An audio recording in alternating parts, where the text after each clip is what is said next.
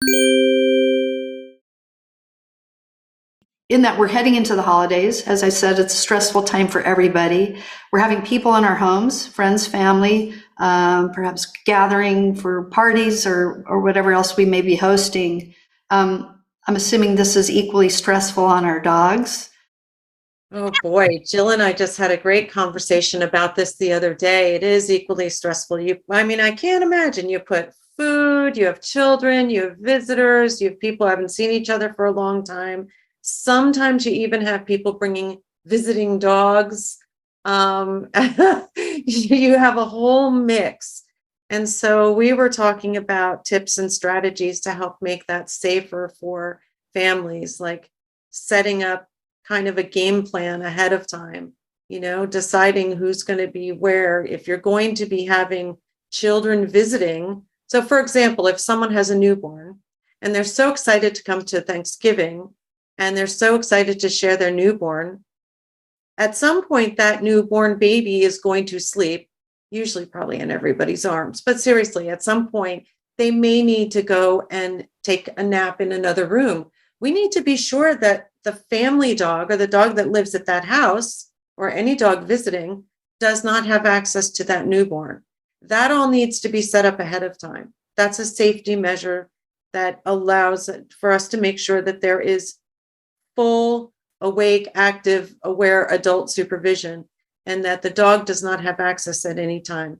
Because the risk to a child, and this is really important, we know this for sure, the risk to a child that is visiting in a home and is not as familiar with that dog, and the dog is not familiar with the child, that raises the risk because there's novelty, there's not familiarity. And so we really do need to take extra precautions and steps. And the holidays are a big time where we see an increase in bites. I get it on the support line.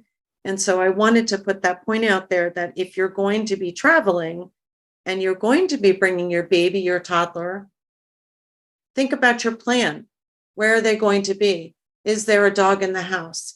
How can you arrange that with the dog owners? What does that look like? Planning ahead goes a long way for these holiday trips. I'm sure, Jill, you have tons to add to that too. We talked. I actually encourage many families to think about setting their pet up at home with favorite holiday treats or gifts and be prepared to welcome them when they come back, because it's a very stressful time. I think holidays are stressful in general, gathering a family and friends you may not have seen for a while. And there may be resident dogs. You may be bringing your dogs in. You have children involved as well. Really challenging for many dogs, even if they're super comfortable around super social, hyper-social dogs, around meeting unfamiliar people. You get a lot of things going on. And that pet may actually themselves feel more comfortable waiting at home for the family to return. The other is, as Jen mentioned, to be prepared. I love canvas crates or soft-sided crates. Have something set up in an extra room. Have that food toy set aside for when you're sitting down to eat, that your dog can go and relax and rest in that space. Jen's got I've got goodies. Jen, you brought up I think in Arch the other day a really, I thought, great idea is that one way the family can engage with the dog is the children could be potentially preparing those kongs or food treats. When the meal is being prepared, those kongs with dog food appropriate. That's right. To be put in the kongs and frozen so that the pup can have something to eat. But getting the pet out of the commotion, the people coming in the door and the children around the door is just both for safety for the pet and safety for the child. I think is really, really important. And that does take planning ahead. It does take thinking about it ahead of time, because it's like everything just gets accelerated, doesn't it? Oh, it does. During the holidays. Emotions and food and activity and crowd.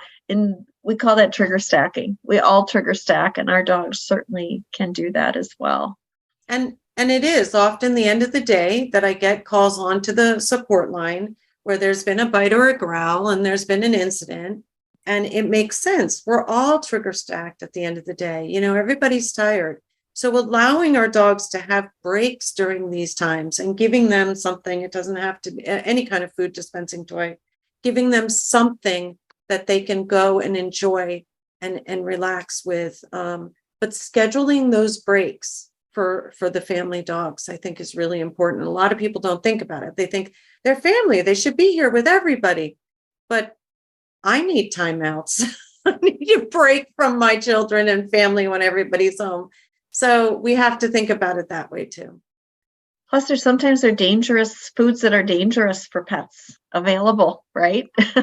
I was just going to bring up, get accelerated calls with regard to chocolate cake and cookies or other sweetened events, or turkey bones or chicken bones. I was just going to bring up the buffet table, right? Yeah. So if you picture this, the buffet table, everybody's hungry. You're waiting for the food. The food's there and the dog is there. And if no one's planned for where the dog is going to be, this is going to be children, dog, people, everybody. So now what happens is if the child drops something or something falls under the table, now you have a dog under the table and potentially a toddler right there. That's a disaster waiting to happen. We can prevent these things by having the dog on the leash, making sure the dog is away from the food area, having the dog maybe at home, right, like Jill says, instead of even there. But having this, thinking it through ahead of time can make a world of difference for safety. Yeah, my mind goes back to the program, Jen, of Sherry sharing some videos of parents going up and down stairs, training the dog to either stay at the bottom or go to the top and not be running alongside the human. I mean, Right. these are things that people take for granted that happen every single day in homes. And the risk that it presents, if it's a child in particular, I mean, not just the child, but the adults as well. We never stop to think about it. And so many of these things that we hear about are shoulda, woulda, coulda in the aftermath. And I think anything that people can do on the front end in terms of planning, as you say, is so critical to avoiding these events from happening. Lots of prevention. I know it seems kind of hokey, but I sit down with my family and say, who's going to be doing what? I've always been a teacher. I've always had to manage a classroom or children or multiple households, with dogs. And it is something that my family does. Who's on what schedule? We have a puppy in the house and 2 senior dogs. And then I have college kids coming home. And it's chaos. And all the rules when new people are in the house, and people need to know this. When new people come to your house, your dogs know, ooh, I can do some other things. Like I can keep asking for that cookie on top of the refrigerator because David doesn't know 9 o'clock's my time. And that's when I get it. Like they know little tricks that they can do. So talking together, just one, so we can make sure dietary needs and restrictions are met. So nobody is having explosive diarrhea, so that we can make sure that everybody is on the same page. I don't know. That's how my family does it. We have a regroup. And if anybody's bringing a child, we talk about what that is going to look like. And then, where the dogs are going to be and what are the rotations out for the dogs? When and what treats do we have ahead of time for that? Who's going to be walking? We actually hired a pet sitter to come and do extra walks. So there's lots of things that a little bit of planning, because your holiday, whether it's Thanksgiving, Christmas, Hanukkah, any of these times, you want to focus on your family. Like you want to be able to focus on people, not worrying about your dog stealing something off the counter.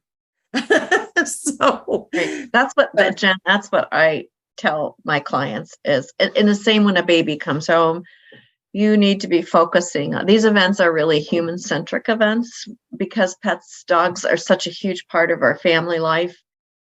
We include them. We forget that they may not be enjoying that reunion. They don't see these people and these events as a comfortable event the way we are. And we're actually helping them by not putting them in these really stressful situations.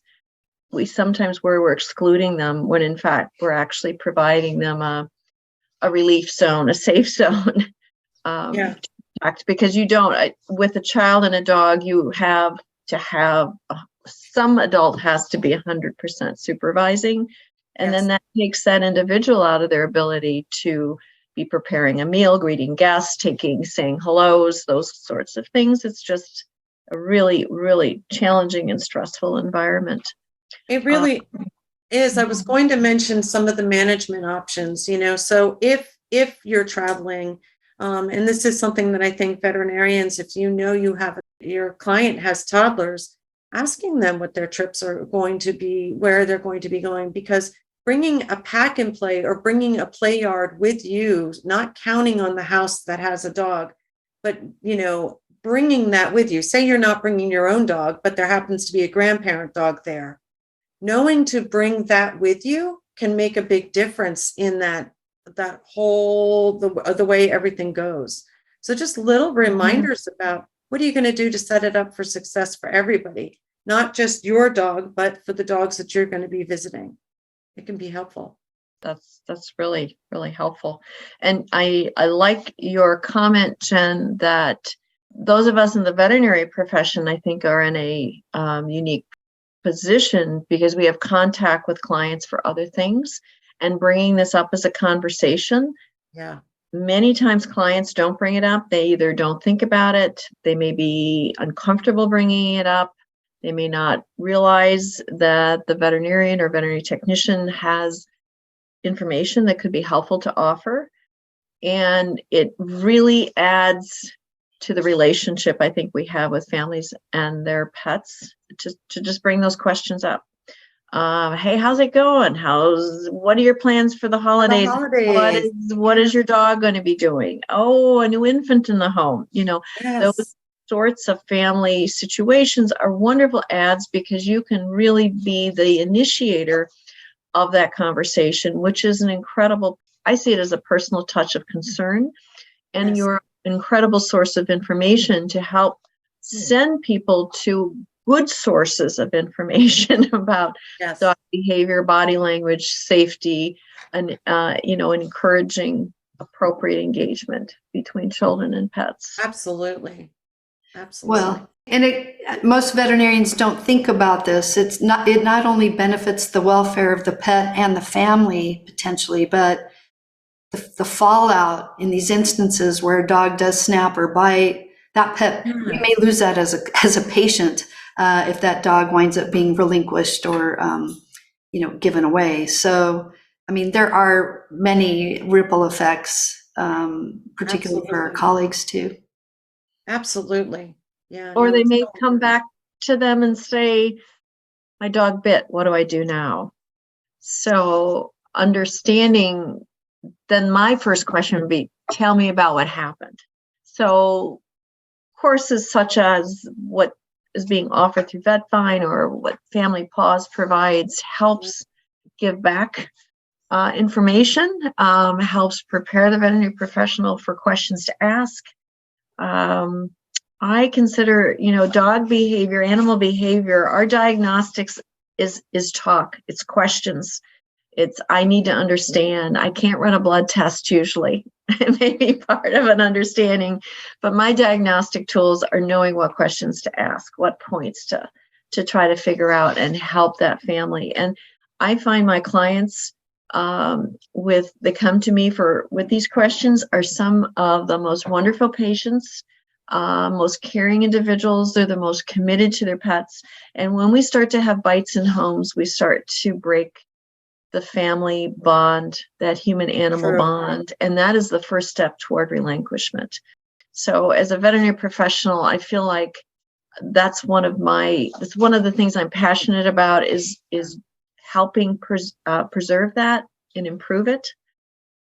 And it's a great way to start in building relationship with clients as well.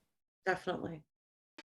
So Dr. Sackman, aside from the physical barriers and separation and these other measures that we talked about, is there any place for considering situational meds for example, dogs that are anxious or known to maybe be a little reactive?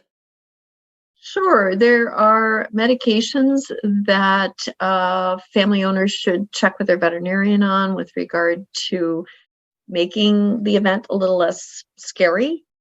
Drugs like I use a lot of trazodone and gabapentin. I would not encourage people to give these drugs and allow their pet to wander with guests and children. But if the pet might be struggling with relaxing in a new environment, hearing people in the home and feel like they need to be part of it or afraid about all the people in the home, situational medications can be extremely helpful. And I might add one additional thing to this is sometimes also planning ahead and having your pet in a boarding facility or with friend or family member who's not participating in the event can also be extremely helpful. So don't forget that just having the pet in a more relaxed scenario, if they can't cope with being in the home, is also an option. But yes, absolutely, I would encourage pet owners to reach out to their veterinarian and for veterinarians to help these families, identify a medication. One caveat I have for that is let's practice and try it out before the real event to see how it works. So we're not trying a new medication during a holiday event and finding out it was not the best choice or the dose wasn't quite right. So it comes back to let's think ahead, plan ahead as best we can, plan for success. I think just remembering that, our dogs get worn out too. They might like to visit with family and visit with people too, but it's our job to advocate for them and to remember that they have their limits as well. And just like we get very tired at the end of the day, they do too throughout the day. And the more that you can learn about body language, the more that you can learn and recognize how your dog is feeling in the moment. And that's really critical. So we encourage people to just continue staying curious. We know you know your dogs. Continue to learn your dogs. I think that's a great summary, Jen. Our dogs have feelings too. Yeah. And we often miss it because they're not talking to us in a language that human has. They talk to us in body language. So. And thank you for having us, Sherry. Absolutely. I appreciate you joining and sharing your knowledge and perspectives. And thank you both for all that you do to help pets and their families. So important. Thank you.